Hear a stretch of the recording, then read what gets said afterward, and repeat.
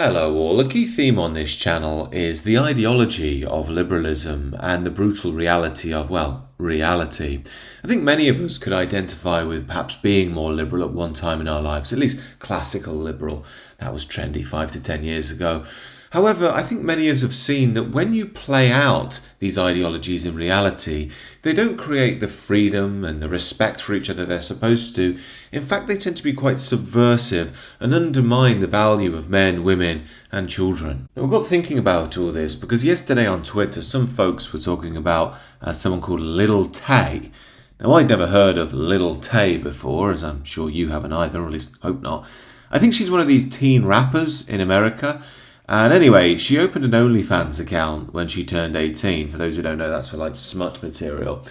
And in only 3 hours, she amassed $1 million. Now, clearly, there are many issues which spring to mind immediately with regards to this. First of all of these, I assume men, signing up to it have highly questionable sexual tastes when you look at this girl. And secondly, you think, is this girl really ready to be making such decisions? Is she responsible enough in her life? Yeah, okay, she's going to get a load of money, but that's going to come with a lot of darkness with it. And it does beg the question, how have we got to this position in the Western world where this is relatively unremarkable? I mean, I guess the sex-positive types will say, well, she's 18, free to earn her own money.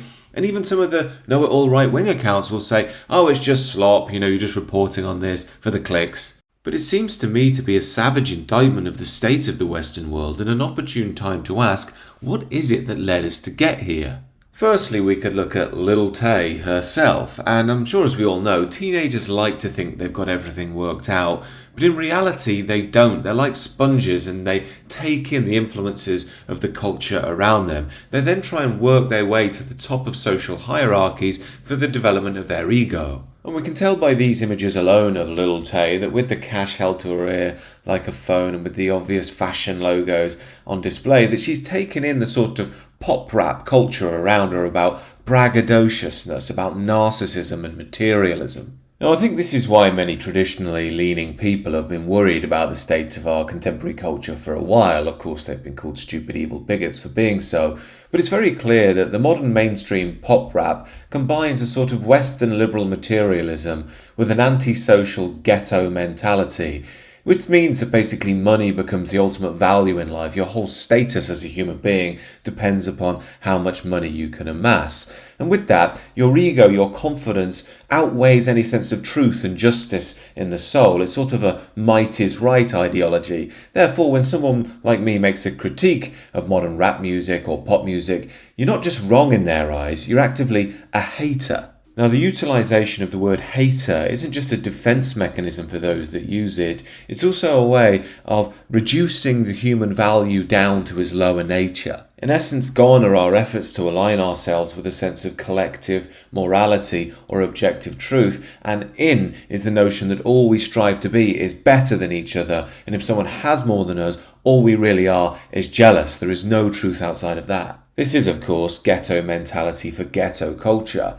but that ghetto mentality has now spread out into the broader mainstream Western culture, which has seen our morality, our art, be ghettoified. Yet, as I often say on this channel, it's easy to point the finger at cultural phenomena of modernity, but we have to look at ourselves and think, well, what happened to us to allow this takeover to happen in the first place? And again, it comes back to the fundamental truth that we lost our tradition, which gave us a collective moral standard that organised society, but also provided a spiritual dimension with which we could overcome the lower nature of man, the jealousy, the envy, the fear, and look towards things such as justice and truth. And as I've explored many times, once you remove the tradition, it allows all sorts of ideologies to come in and start to dominate, namely in the West, liberalism. Now, on the surface, liberalism sounds very nice. It's all about freedom from the tyrannical despotic state, freedom to be who you are.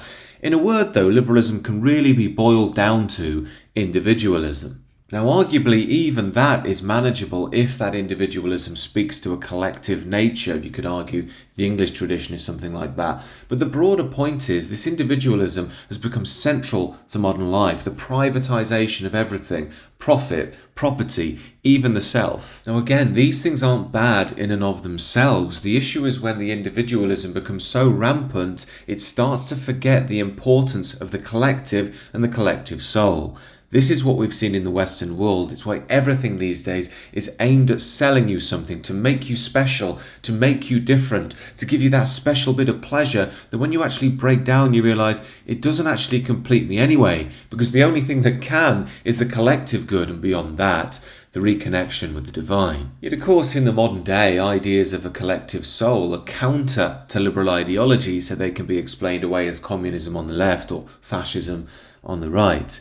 Further to that, ideas of something beyond this world, a spiritual dimension where we get the true values of life from, doesn't match up to modern science, i.e. the intellect, so they're not worthy either, just stupid fairy stories. This leaves modern Western man with only two options now. We have on the one side materialism.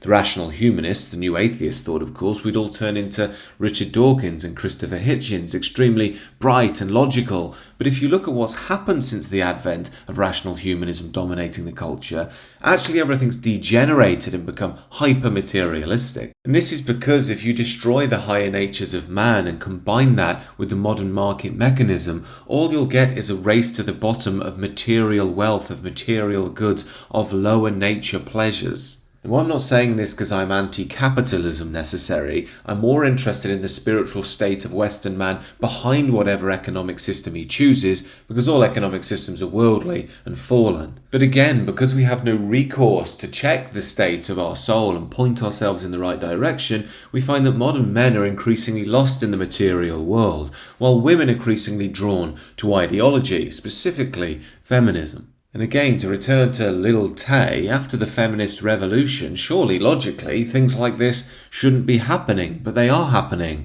and they're happening en masse. But at the heart of this, it's the same problem. Feminism is an offshoot of post-Enlightenment materialist ideology. Through that frame, there is no universal divine order that's meant to harmonise the masculine and feminine forces. All of this is cultural constructs, ideologies to keep women down, don't you know? What they need to do is be liberated from that. So while the supposed upside is women get to compete with the men and go and be big girl bosses, there is a massive downside in that this whole thing has combined with the materialist structure of the age. This is why they push feminism so much from the very top. Of course, that undermines the Western tradition again. It stops birth rates, it stops families, it stops the safe structure of the Western world and leaves us ripe for being overtaken. What this means down the line is that women are divorced from men, that they have their own, quote, choice, which basically means they go into the market and follow the modern zeitgeist of amassing as much wealth as they can for themselves. And of course, they're supposedly free to be the masters of their own destiny, which again sounds very nice on the surface, but doesn't play out so well in reality. And this brings us full circle to Little Tay. Yes, of course, there is a large dimension of her decisions which will have to fall on her and her own personal responsibility, but in many ways she is a creation of the age. She is governed by the materialism which has told her that her worth is in her status, how much money she can amass. She's been told by the feminists that she can make her own choices because she's an independent girl boss.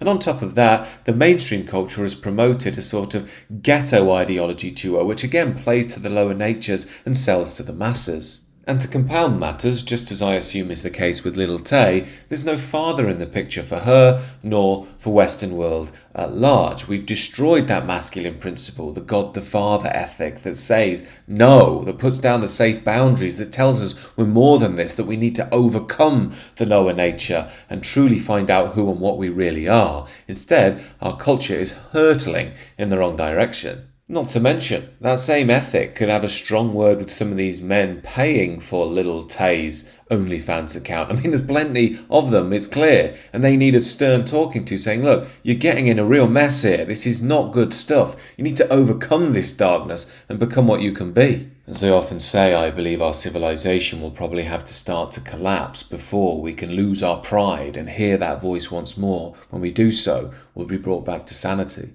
But until then, we will continue with the mainstream hammering this genderless, enlightenment, rational humanism, not understanding why the culture gets more degenerate by the year. I do hope and pray we can turn some of our young men away from this ghettoified culture. I understand why they go there. The masculinity is allowed in black culture because the powers that be see blacks as diverse and good and holy and all that sort of stuff. So the young whites who are told masculinity is bad find expression there because it's the one place where it's allowed. This is why it's something of a mission of mine to try and reawaken the soul of Western men, realign with our deep tradition. I do that on the sister channel, The Sacred Way. Do check it out down below if you're interested. Other than that, let me know your thoughts on this in the comments, and do consider subscribing to the channel if you're new.